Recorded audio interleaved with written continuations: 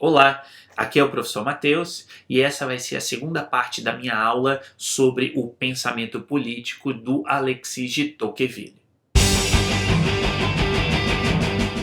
Na primeira parte dessa aula, eu falei sobre o que o Tocqueville entende por democracia, que é a igualdade de condições entre os indivíduos, e o que é um fator gerador de igualdade.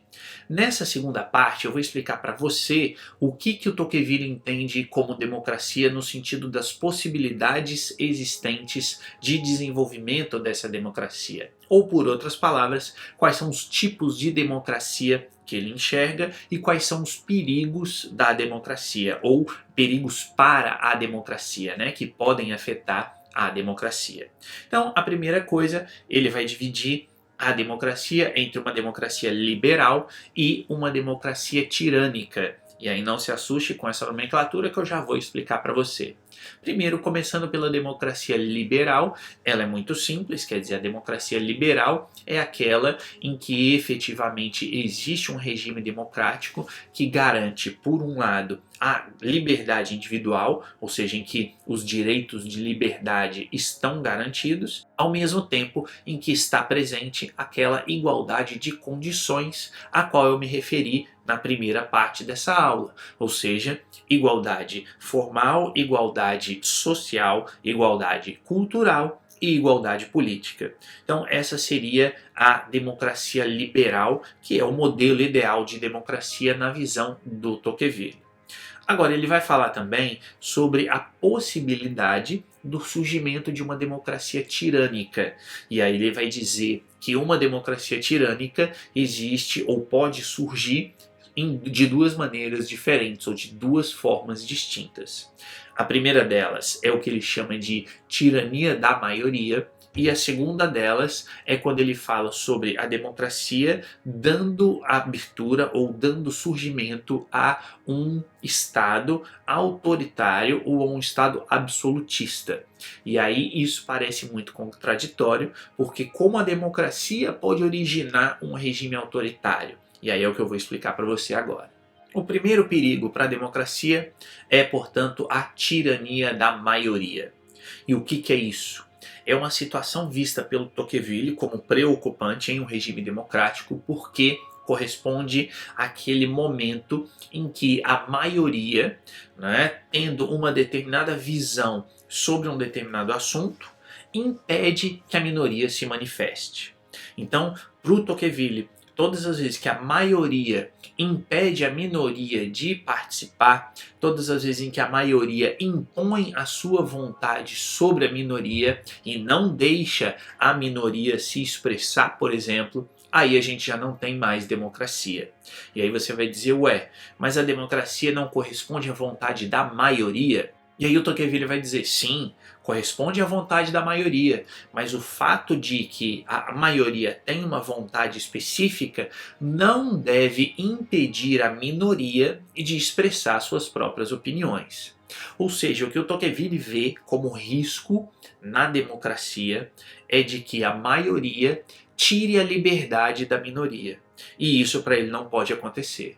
Portanto, em uma determinada sociedade, para reforçar aqui para você que está aí me assistindo, em uma determinada sociedade em que a maioria impede a minoria de expressar sua vontade, impede a minoria de defender seus interesses, impede, portanto, a liberdade de expressão e de busca de atingir os seus objetivos, no caso da minoria, essa sociedade deixou de ser uma democracia e passou a ser uma tirania, uma ditadura, ainda que com a aparência de democracia. Quer dizer, nada impede de que a maioria seja eleita, né, pelo critério numérico, então exista ali efetivamente a maioria da sociedade sendo representada, mas nessa situação em que a minoria é impedida de se exprimir, já não existe mais democracia, o que existe é a tirania da maioria. Tanto que ele mesmo vai colocar a seguinte frase: a tirania da maioria corresponde à situação em que quaisquer atividades ou manifestação de ideias que escapassem ao que a massa da população acreditasse ser a normalidade seriam impedidas.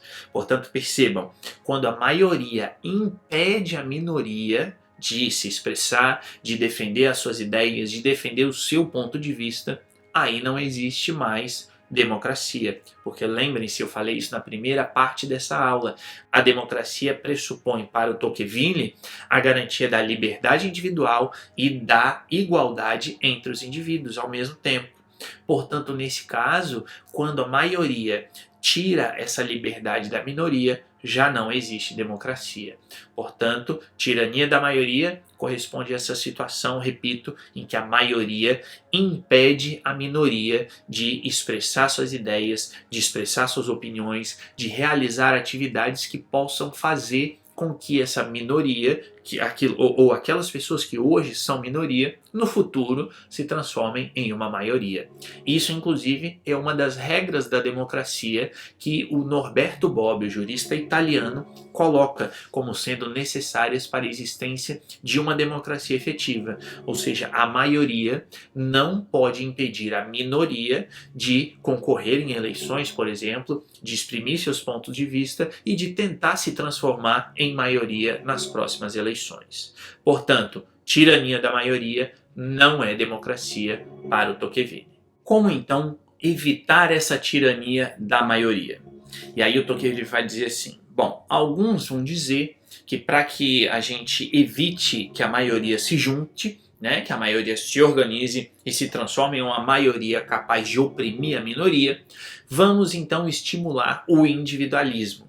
Por quê? Porque uma vez que as pessoas comecem a olhar só para si mesmas, elas não vão se juntar com as outras e, consequentemente, não vai haver a possibilidade da criação de uma maioria que oprima culturalmente, ou socialmente a minoria. E aí, em tese, o problema poderia vir a ser resolvido. Só que o Tocqueville não vai por esse caminho. E ele não vai por esse caminho por quê? Porque aí ele vai dizer que caso o individualismo seja exacerbado, caso o individualismo seja exagerado, caso o individualismo seja estimulado além de determinado limite, aí está a origem daquele segundo tipo de ditadura que ele acredita surgir em decorrência da democracia, que é o surgimento de um Estado autoritário despótico. E qual é o raciocínio dele?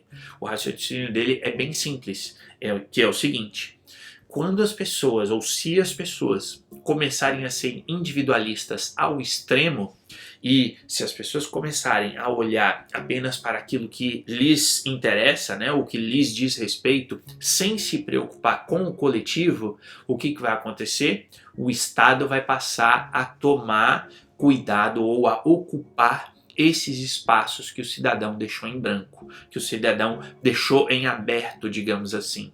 Então, ao fazer isso, o Estado começa a controlar mais coisas, começa a controlar mais elementos da vida em coletividade e, ao fazer isso, o que o Estado vai se tornar em um Estado autoritário, porque o Estado vai começar a tomar decisões que são de responsabilidade do indivíduo, mas que ele não tomou por causa do individualismo exacerbado dele. Por outras palavras, à medida em que os indivíduos vão se preocupando apenas com aquilo que lhes digam respeito, que digam respeito à sua vida privada, eles indivíduos, deixam de se preocupar com a coisa pública, com a esfera coletiva, com a coletividade, com questões que dizem respeito a todos nós, porque vivemos em coletividade. Consequentemente, repito, esse espaço que deixa de ser ocupado pelo indivíduo passa a ser ocupado pelo Estado. E aí o Estado começa a tomar decisões e impor essas decisões sobre os cidadãos, consequentemente, vindo a se tornar autoritária com o passar do tempo. E isso vai acontecer, segundo o Tocqueville, não apenas porque o Estado vai passar a regular aquilo que o cidadão deixou de lado, mas porque uma vez que o Estado faça isso, esse Estado vai começar a querer intervir em outros elementos que são ou que dizem respeito à vida privada do cidadão. Ou seja, o que ele diz é que o Estado vai passar a querer regular também as liberdades individuais. Por outras palavras, o que o Tocqueville está dizendo é: o cidadão abre mão né, de participar da esfera pública. O Estado vai lá e controla isso. Mas o apetite do Estado, digamos assim, é maior do que essa questão aqui. Então esse apetite do Estado vai fazer com que ele passe a querer controlar outras esferas que aí dizem respeito à liberdade dos indivíduos. E, como se sabe, quando se compara o indivíduo, já que a gente aqui está nessa visão individualista, né? Então, o indivíduo sozinho contra o poder do Estado, o indivíduo não consegue se defender. Portanto, a tendência é que o Estado interfira na esfera privada do cidadão e a partir do momento em que isso ocorre, surge então esse Estado autoritário ou despótico, como chama o Tocqueville. Sintetizando então tudo que a gente disse até esse momento. Existem dois tipos de democracia para o Tocqueville, a democracia liberal e a democracia tirânica. A democracia liberal é aquela que garante a liberdade e garante a igualdade de condições entre os indivíduos. A democracia tirânica, por sua vez, corresponde a um processo em que um sistema democrático deixa de ser democrático e passa a ser, portanto, autoritário. Esse processo pode ocorrer de duas formas. O primeiro é pelo surgimento da tirania da maioria, ou seja, quando a sociedade está massificada e aí aqueles que fazem parte da minoria são impedidos pela maioria de expor as suas ideias, de expor as suas opiniões e, portanto, daí a existência dessa tirania da maioria, como diz o Tocqueville, e por outro é o surgimento de um Estado autoritário ou despótico devido ao individualismo das pessoas, que deixam de lado as suas preocupações com a coisa pública, com aquilo que é de todos, e passam a olhar ou a se preocupar apenas com aquilo que lhes diz respeito na sua vida privada, e ao abrirem esse espaço, o Estado começa a controlar essa vida pública e depois começa a controlar também as liberdades individuais de cada um. E aí a gente chega então à pergunta: como evitar essa democracia tirânica, como diz o Tocqueville? Como evitar que o Estado, ou que a democracia deixe de existir e se passe para uma tirania da maioria ou para um Estado autoritário?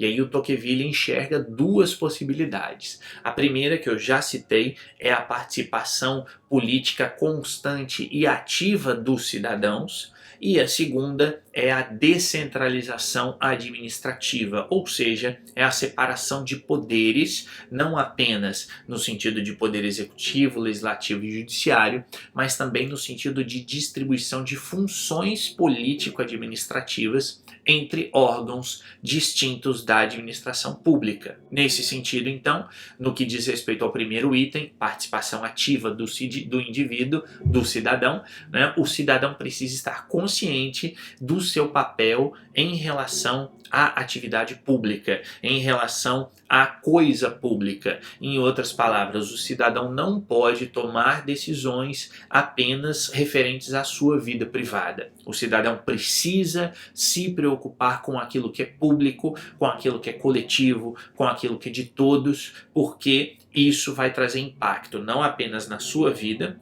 mas também na vida dos outros, mas mais ainda, como o Tocqueville disse anteriormente, quer dizer, se o cidadão deixa de participar politicamente, o Estado vai lá tomar conta daquilo ali, daquela área que o cidadão deixou de lado. E quando o Estado faz isso, o Estado amplia e cria essa tendência de ser autoritário.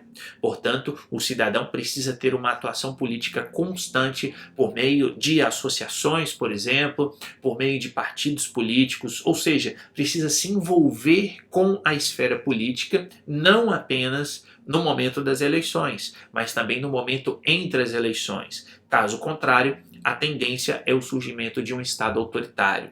E o segundo ponto, a descentralização administrativa, ou seja, atividades da administração pública precisam ser feitas por órgãos distintos, órgãos variados, para que não haja a concentração do poder político nas mãos de um único grupo, que aí tem a tendência também de se tornar autoritário. Esses dois elementos para o Tocqueville, a maior participação do cidadão por um lado e a existência da descentralização administrativa por outro lado, são fundamentais, porque são esses pontos para ele que vão garantir a liberdade entre as pessoas ou de uma com a outra. Vejam que a igualdade partindo-se daquele princípio que eu expliquei na primeira parte dessa aula, que a igualdade cultural, ela em tese está garantida. É o fator gerador de igualdade que faz com que as pessoas enxerguem-se como iguais umas às outras. Agora, se as pessoas enxergarem-se como iguais, mas resolverem cuidar só da sua própria vida, por exemplo, ou se não houver a descentralização administrativa, o que vai acontecer? A liberdade deixa de existir. Por quê? Porque uma vez que o indivíduo começa a olhar só para aquilo que diz respeito à sua própria vida, e aí, como eu já expliquei agora, o Estado ocupa aquela parte, o Estado vai administrar, vai regular aquilo dali, e, consequentemente, a liberdade deixa de existir. E aí, como eu já disse antes, quer dizer, a democracia pressupõe igualdade entre as pessoas, mas também liberdade. Então, se não houver essa participação ativa dos cidadãos e não houver a descentralização administrativa, não vai haver liberdade, e não havendo liberdade, não existe democracia.